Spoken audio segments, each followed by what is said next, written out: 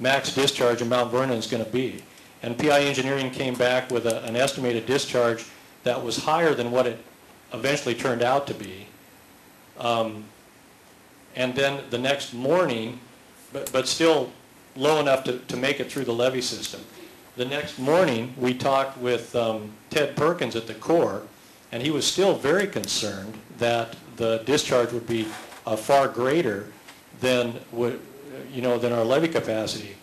I wasn't seeing that even then because the gauges were the upper gauges were already going down.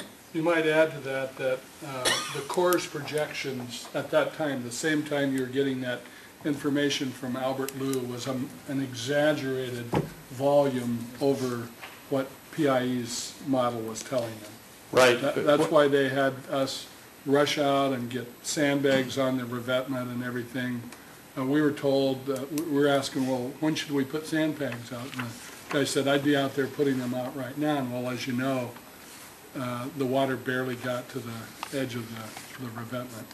But, to be safe and everything, when the Corps comes out with an estimate like that, it behooves us to go out there and take the precautions that we have to take, even though we've got an expert that we trust a lot telling us that that isn't the situation, because we can't afford to be wrong.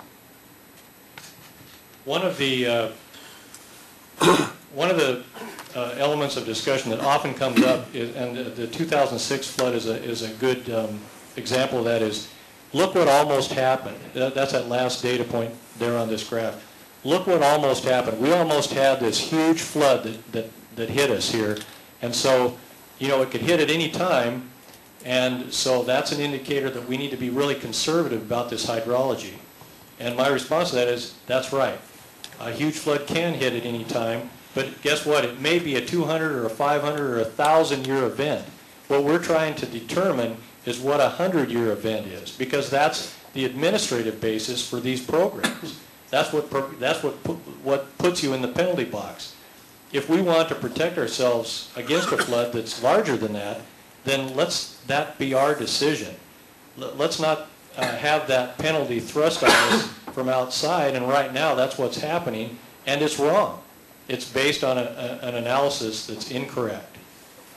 So for those who would argue, but look what almost happened, it's in the record books, folks. It didn't happen. The Skagit system is a big system. It's got a large north-south extension, and so these weather systems typically hit either the north or the south, and it's just big enough to where you don't get quite as much variation like that. Now, as it turned out, the main brunt of that storm did go south, and I think hit the Snohomish River system, or even further south than that. So good question. My other question was, initially, why did PIE lower the levels of the first 4 floods before they had done the Smith House, right, the analysis at the Smith House? Right, this data set right here, PI Engineering took a look at the historical record and determined based on the what's the word I'm trying to use here? Sorry, it's been a long day. Based on the